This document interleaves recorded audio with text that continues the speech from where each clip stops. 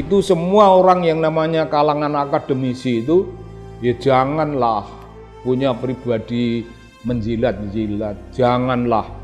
Tapi itu terjadi Bung di kalangan tukang riset-riset untuk mendengar wah prestasi suatu pemerintahan dan elektabilitas seseorang itu dilakukan oleh kalangan di masyarakat. Salah satu contoh itu Kodari dan Denny J.A. LSI itu baru saja menyelenggarakan suatu polling dan menampakkan Kaisang itu nomor 1 elektabilitasnya lebih tinggi. Elektabilitas dia nomor 1 lebih tinggi dari orang-orang yang dibayangkan bakal menjadi pasangan atau bakal menjadi kompetitor mereka yang lebih dewasa. Bung, LSI bersedia melakukan itu, bersedia mengatakan itu. Padahal Denny J.A. orang yang terpelajar. Begitu Bung, orang yang terpelajar. Ya kita anggap kalangan akademisi juga boleh. Namun seperti itu pertentangan dari bayangan kita mengenai membangun jiwa yang tak tertaklukkan, membangun jiwa yang tidak tertundukkan.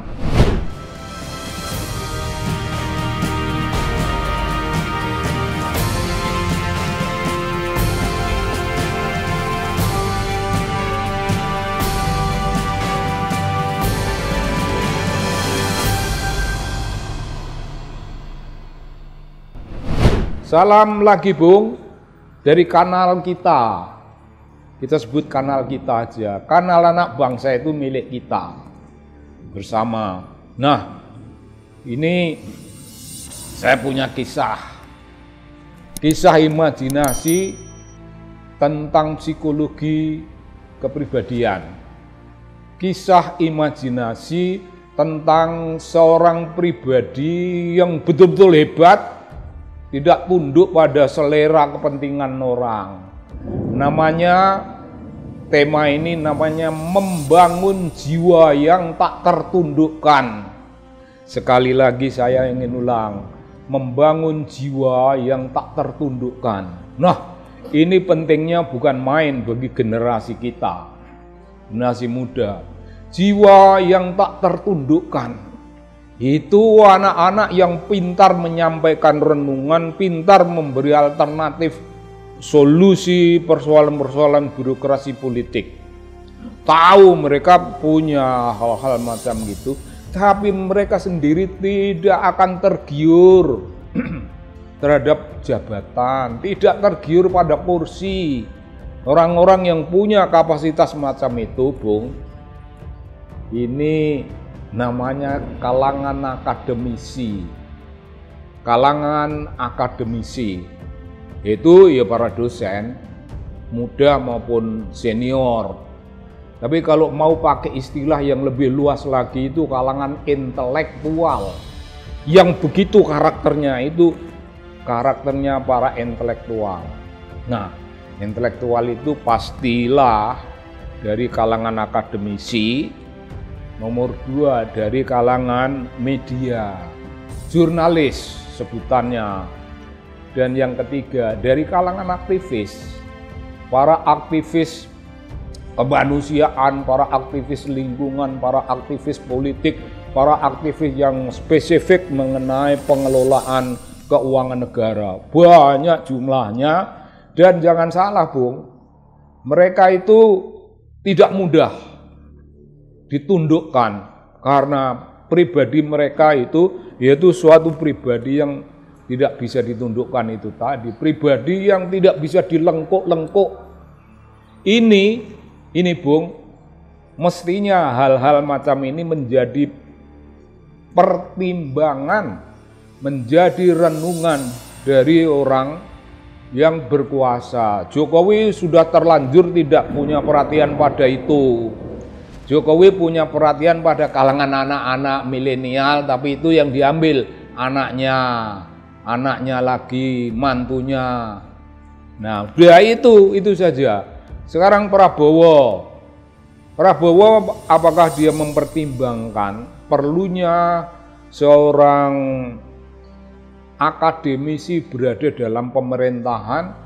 Tapi Prabowo harus tahu orang ini tidak akan tunduk pada selera kepentingan politiknya Prabowo. Mereka itu orang yang mandiri, yang punya kredibilitas intelektual yang kuat. Jadi kredibilitas intelektual itu bukan hanya dari kalangan akademisi. Kalangan akademisi ya, aktivis ya, kalangan jurnalis ya. Kalau jurnalis itu barangkali agak spesifik, beberapa di antaranya kalangan yang sangat terpelajar. Tidak seluruh jurnalis kita masukkan dalam kategori yang kita bicarakan ini, tidak. Itu ada proses seleksi. Nah, apa gunanya? Suatu pribadi yang tidak mudah terkalahkan, tidak mudah ditaklukkan. Ya tidak takluk pada ambisi birokrasi, tidak takluk pada jabatan, tidak takluk pada orang yang lebih senior. Enggak ada. Tidak akan mereka menjadi takluk kepada itu. Yang membuat mereka takluk itu kepentingan pribadi yang mereka perjuangkan. Nomor satu, mereka itu para pejuang kebenaran. Mereka itu para pejuang kebenaran. Jadi senior-senior dalam jabatan apapun termasuk presiden, kalau tidak memiliki sesuatu yang namanya kredo hidup dengan orientasi pada kebenaran, tidak punya itu. Wah, musuhnya kalangan yang saya sebut tadi. Musuhnya kalangan pribadi-pribadi yang tidak tertaklukkan itu. Beda Bung, ini penting. Saya tidak hanya akan ngomong kalangan itu. Yang akan kita omongkan lebih lanjut itu suatu kontradiksi dengan mereka. Yang terjadi ialah di kalangan birokrasi pemerintahan. Bung, kalau di kalangan birokrasi pemerintahan, ya barangkali kita tidak terlalu jauh berharap supaya mereka punya kepribadian yang kokoh seperti itu. Dari kalangan birokrasi pemerintahan yang terjadi itu pemerintah, pemimpin pemerintahan memilih orang-orang yang loyal. Bukan orang-orang yang kritis dan pintar, tapi mereka yang loyal. Ya, kalau kasus pemerintahnya Jokowi ya orang kayak Bahlil itu dimasukkan dalam kategori itu. Sebenarnya sebuah keanehan. Bahlil kok menjadi penguasa itu loh Bung. Misalnya kayak gitu. Tapi Bahlil tidak sendiri. Banyak kalangan, yaitu jiwa-jiwa yang mudah ditundukkan oleh ambisi pengen jabatan, oleh ambisi pengen kedudukan politik, oleh ambisi ingin menjadi bagian dari the ruling elite dalam negara kita. Dan mereka akan terkenal. Nafsunya begitu. Nah, di pemerintahan Jokowi kita menyaksikan begitu banyak orang yang gampang dilengkuk-lengkuk, orang yang gampang dibelok-belokkan kehidupannya, dan ketika mereka melakukan apa yang namanya keputusan politik berkoalisi, itu Bung, mereka yang berkoalisi itu adalah kalangan yang tidak memiliki suatu kepribadian macam itu. Mereka itu menyesuaikan apa yang namanya tuntutan umum, ya seperti bebek. Satu ada yang paling depan dan berjalan lurus, semua bebek akan mengikuti jalan lurus itu. Bebek pun Bung, kalau kawannya lurus, dia lurus. Bebek itu. Tapi kalau dalam birokrasi pemerintahan, ada satu yang lurus, yang lain mayoritas itu tidak lurus jiwanya. Satu hidup dalam kalangan akademisi itu namanya ascetism. Ascetism itu hidup dengan orientasi dunia moral, dengan orientasi pada inner worthly. Ascetism, ya asketisme di dunia ini, dan orientasi pada otherworldly.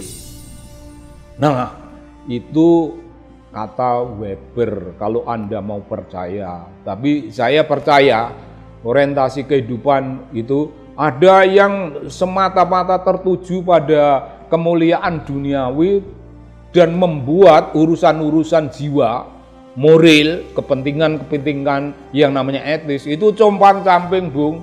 Orangnya kaya, bisa jadi kaya, mobilnya banyak, rumahnya megah-megah banyak, duitnya tidak habis 7 generasi, tapi dia bukan pribadi yang tidak tertaklukkan. Dia tidak punya jiwa semacam itu.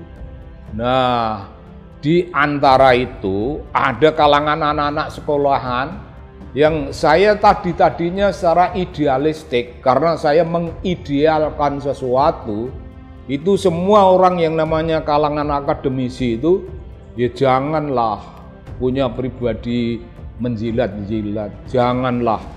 Tapi itu terjadi, Bung, di kalangan tukang riset-riset untuk mendengar prestasi suatu pemerintahan dan elektabilitas seseorang itu dilakukan oleh kalangan di masyarakat. Salah satu contoh itu Kodari dan Denny J.A.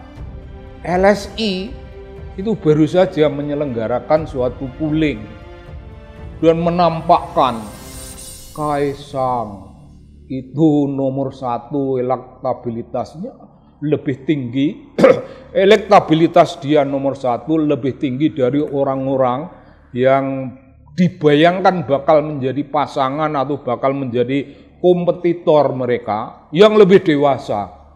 Bung, LSI bersedia melakukan itu, bersedia mengatakan itu. Padahal Denny J.A. orang yang terpelajar. Begitu, Bung. Orang yang terpelajar, ya kita anggap kalangan akademisi juga boleh. Boleh. Namun seperti itu pertentangan dari bayangan kita mengenai membangun jiwa yang tak tertaklukkan, membangun jiwa yang tidak tertundukkan, kepribadian manusia merdeka, kepribadian manusia independently, betul-betul manusia yang secara independen itu menampakkan dirinya dengan cara kuat. Independent personality, itu kalangan intelektual itu. Nah, bayangan, cita-cita, aspirasi macam gitu, nah itu kenyataannya, Bung. Itu yang kita bisa laporkan pada hari ini, yang bisa kita petik dari langkah-langkah para pemimpin, dari masyarakat kita sendiri. Begitu, Bung. Begitu, tidak usah ditambah lagi ya, kita akhiri. Dan salam untuk Anda semuanya. Terima kasih.